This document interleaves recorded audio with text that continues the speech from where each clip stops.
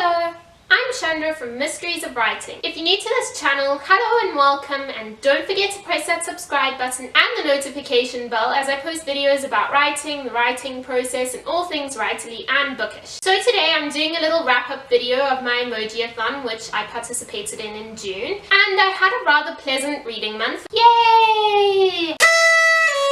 I only read 4 books, which was what the challenge was all about, but I really enjoyed the 4 books that I read, and I'm not worried that it wasn't like mountains of books that I read. So the first book that I read, it wasn't really this month, but I read it on the last day of May, I think, or somewhere around there, so I'm including it in this wrap-up because I didn't have a May wrap-up. And that was The Orchid by Sahar Ayachi. I really enjoyed this book. It's about Lola's little journey, and she has a mental illness, which I think is an important thing to look at and read about and learn more about. So I gave this book 4 out of 5 stars on Goodreads, and if you want to hear more of my thoughts on this book, I'll link the review up in the cards over there, and you can check it out there. The next book that I read was part of my Emojiathon, and it was I can't actually remember which emoji it was for that I read this book, but it was Nevernight by J. Kristoff, and this book became my favorite book of the month or even year. I really enjoyed this book. It's a really good read. Go read it. I gave it 5 out of 5 stars. It's about Mia, who loses everything in her life at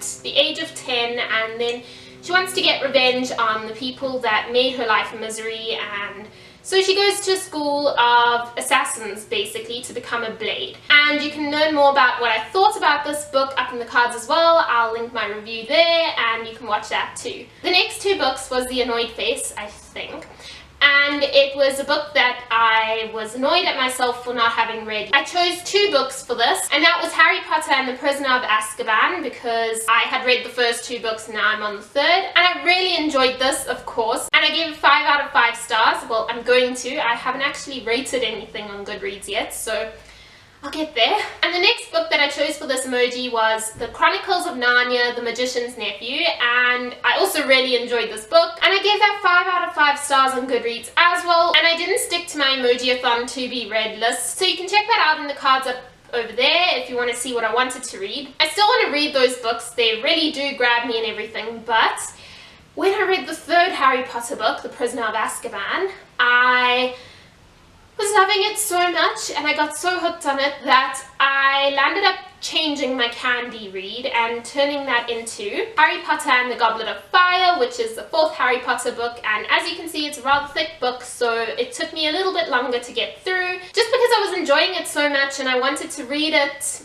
slowly, you know, not fast and in a rush. So yeah. And obviously this also got 5 out of 5 stars, so basically it was the best reading month. Well, that's it for now. I hope you enjoyed this video. If you did, please give it a like, share it with your friends, and don't forget to subscribe!